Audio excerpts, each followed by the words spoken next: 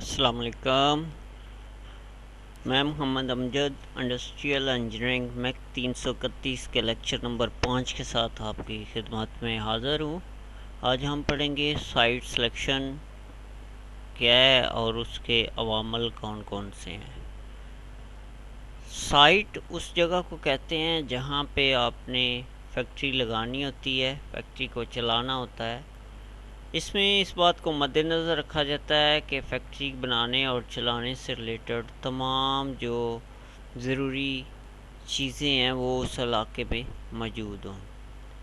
اگر proper definition کی بات کریں تو وہ جگہ جہاں فیکٹری لگانے اور اسے چلانے کے لیے تمام سہولیات کے ساتھ اس کی بنی ہوئی پروڈکٹ کی واضح کھپت یعنی کنزپشن، استعمال جسے کہتے ہیں کے امکانات موجود ہوں، سائٹ کہلاتی ہے۔ سائٹ سلیکشن کے عوامل جو ہیں یعنی وہ فیکٹرز جو سائٹ سلیکشن پر اثر انداز ہوتے ہیں یا وہ عوامل جن کا سائٹ سلیکشن میں خیال رکھا جاتا ہے، ان میں سب سے پہلی ہے خام مال کی دستیابی یعنی اویلیبلٹی آف را مٹیریل، دوسرا ہے افرادی قوت کی دستیابی یعنی اویلیبلٹی آف مین پاور، تیسرا تیار پروڈکٹ کی بہتر کھپت یعنی بیٹر کنزپشن آف پروڈکٹس، چوتھا اس میں دیگر سہولیات کی دستیابی اویلیبلٹی آف فیسلٹیز لائک پانی، بجلی، گیس، phone, internet, tax free zone, sewerage, ذرائع آمد و رفت، رسل و رسائل، ہنگامی حفاظتی سہولیات، پانچواں ہے سٹاف امیٹنٹ اور سوشل فیکٹرز یعنی معاشرتی بہبود کی سہولیات، جن میں تعلیمی ذرائع، حفظان صحت کے ذرائع، آلودگی سے پاک ماحول وغیرہ شامل ہیں۔ چھٹا ہے معاشرتی دباؤ یعنی کمیونٹی ایٹیٹیوڈز، ساتواں مقامی حکومت کے قوانین یعنی لوکل گورنمنٹ رولز، آٹھواں سستی زمین اور سستی تعمیر کی سہولیات، land cost and construction cost, نواں گروپ ٹیکنالوجی یا ڈیٹا بیس کی سہولیات یعنی G T and database structure, دسویں موضوع آب و ہوا یعنی بیٹر کلائمیٹ، گیارہواں انڈسٹریل ایریا ہونا چاہیے، بارہواں ذیلی اداروں کی سہولیات اویلیبلٹی آف وینڈرز اور سب کنٹریکٹر، تیرہواں حکومتی تعاون یعنی فنانسنگ فیسلٹیز، چودہواں سیاسی استحکام یعنی پولیٹیکل سٹیبلٹی۔ یہ 14 عوامل ہیں، 14 فیکٹرز ہیں جو سائٹ سلیکشن پر اثر انداز ہوتے ہیں۔ ان کی تھوڑی تھوڑی ڈیٹیل پڑھتے ہیں۔ اب سب سے پہلے availability of raw material. Raw material اس مٹیریل کو کہتے ہیں جس سے آپ نے پروڈکٹ تیار کرنی ہوتی ہے۔ دو طرح کا ہوتا ہے، ایک ڈائریکٹ مٹیریل اور ایک انڈائریکٹ مٹیریل۔ ڈائریکٹ مٹیریل وہ مٹیریل ہوتا ہے جس سے آپ پروڈکٹ تیار کرتے ہیں، جیسے چمڑے کی کوئی پروڈکٹ تیار کرنے کے لیے تو اس کے لیے چمڑا ڈائریکٹ مٹیریل ہے، لوہے کی کوئی چیز تیار کرنی ہے تو لوہا ڈائریکٹ مٹیریل ہے۔ انڈائریکٹ مٹیریل وہ ہوتا ہے جو پروڈکٹ بنانے میں استعمال نہیں ہوتا لیکن وہ بنانے میں مددگار ثابت ہوتا ہے، جیسے کٹنگ آئل ہے، مشیننگ آئل ہے، اس پروڈکٹ کا ریکارڈ رکھنے کے لیے اسٹیشنری وغیرہ ہے۔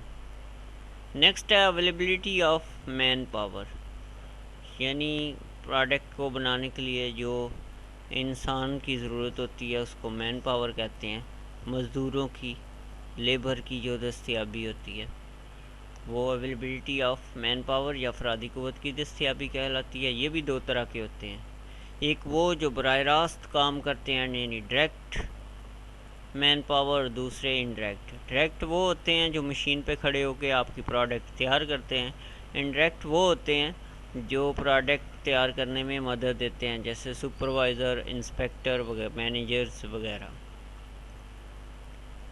تیسرے نمبر پہ ہے بیٹر کنزپشن آف پروڈکٹ، تیار پروڈکٹ کی بہتر کھپت۔ علاقائی خوبیوں اور سہولتوں کے مطابق جو منڈیاں جہاں جہاں بن چکی ہوتی ہیں ان کو کسی دوسرے علاقے یا شہر میں شفٹ کرنا کسی کے بس میں نہیں ہوتا، جیسے سیالکوٹ اب سپورٹس گڈز، سرجیکل انسٹرومنٹ کے لیے ایک منڈی کی حیثیت رکھتا ہے، یعنی وہاں پہ یہ چیزیں سیل بھی ہو جاتی ہیں اور بنائی بھی وہیں جاتی ہیں۔ اسی طرح فیصل آباد جو ہے وہ کپڑے کے لیے مشہور ہے، گجرات اور گوجرانوالا الیکٹرک موٹر اور پنکھوں کے لیے مشہور ہیں۔ تو ان علاقوں میں انہی پروڈکٹ کی بہتر کھپت بھی موجود ہے اور یہ وہاں پہ سیل بھی ہو جاتی ہیں۔ انڈسٹری لگاتے وقت متعلقہ شہروں کا انتخاب کیا جائے تو اس سے یہ آسانیاں پیدا ہوتی ہیں کہ متعلقہ خام مال ایزیلی مل جاتا ہے، لیبر ایزیلی مل جاتی ہے، اور اس سے متعلقہ انفراسٹرکچر جو ہے، سہولیات کی ہیں وہ بھی ایزیلی مل جاتی ہیں۔ گاہک کا رجحان بھی انہی شہروں کی طرف ہوتا ہے جہاں پہ ان کی منڈیاں ہوتی ہیں، اور حکومت بھی پھر تعاون کرتی ہے جہاں پہ ان چیزوں کی زیادہ سیل ہوتی ہے، زیادہ ٹیکسز وصول ہوتے ہیں ان علاقوں سے۔ نیکسٹ ہے دیگر سہولیات کی دستیابی۔ ان میں پانی، بجلی، گیس، phone, internet, tax free zone, sewerage اور ذرائع آمد و رفت، ذرائع رسل و رسائل اور حفاظتی سہولیات وغیرہ شامل ہیں۔ پانی میں گندے پانی کا نکاس ہونا چاہیے، اس کے لیے اس کو ری سائیکل کرنے کے لیے بھی انتظام ہونا چاہیے، جیسے شوگر مل ہے، کاغذ سازی کے کارخانے، چمڑا، کیمیکل، فوڈ انڈسٹری وغیرہ سے جو پانی نکلتا ہے وہ بہت آلودہ ہوتا ہے، تو وہ مضر صحت ہوتا ہے، اس کو صاف کرنے کا انتظام ہونا چاہیے۔ دوسرا، ورکرز کے لیے صاف پانی پینے کا بھی انتظام ہونا چاہیے، واٹر ٹریٹمنٹ پلانٹ لگے ہونے چاہیے باقاعدہ، تاکہ وہ پانی انسانی صحت کے لیے بھی نقصان دہ ثابت نہ ہو اور فصلوں کے لیے بھی زہریلا ثابت نہ ہو۔ اس کے بعد بجلی، تو بجلی ہر مشین، ہر کارخانے کو چلانے کے لیے استعمال ہوتی ہے، اس لیے اس کا بھی انتظام ہونا چاہیے۔ اگر بجلی کی لوڈ شیڈنگ وغیرہ زیادہ ہوتی ہے یا بجلی اویلیبل نہیں ہے تو اس کے لیے پاور جنریشن پلانٹ کا ہونا یا انتظام کرنا ضروری ہوتا ہے۔ موسٹلی جو شوگر ملز وغیرہ ہوتی ہیں یہ اپنے لیے خود بجلی پروڈیوس کرتی ہیں، اور موسٹلی ارد گرد کے علاقوں کو بھی یہ بجلی سیل بھی کرتے ہیں۔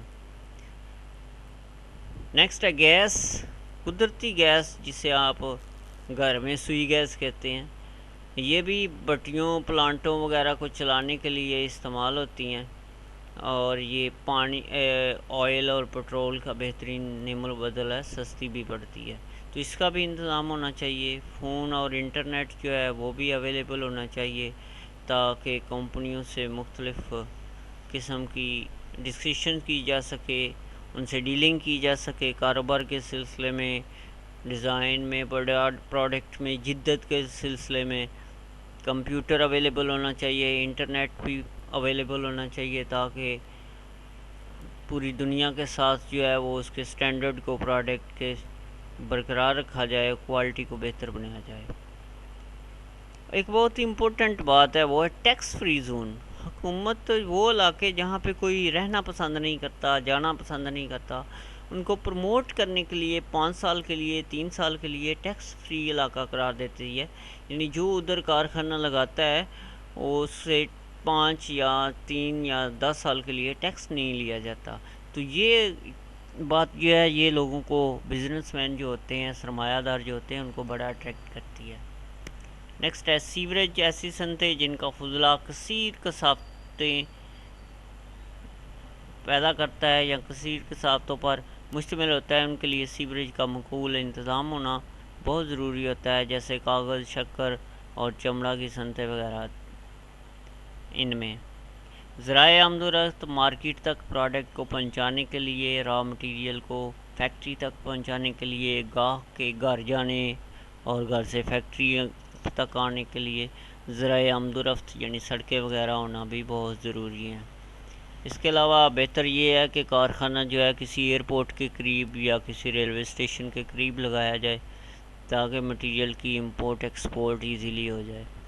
رسل و رسائل میں آ جاتے ہیں، جیسے ڈاک ہے، ہمارے لیٹرز وغیرہ ہیں، اخبار ہے، ان کو بھی کارخانوں تک پہنچنا چاہیے، اور کارخانوں سے ظاہر ہے رابطے کے لیے ڈرائنگس وغیرہ، ڈاکومنٹس، ضروری ڈاکومنٹ، کوٹیشنز، انکوائریز وغیرہ جو ہیں وہ ایک دوسرے کو بھیجنی ہوتی ہیں، کسٹمر نے کارخانے کو، کارخانے نے کسٹمر کو، تو اس کے بعد ہی کوئی پروڈکٹ کے بارے میں کوئی فیصلہ کیا جاتا ہے۔ تو اس کے لیے جو رسل و رسائل کا نظام ہے وہ بھی ہونا بہت ضروری ہے۔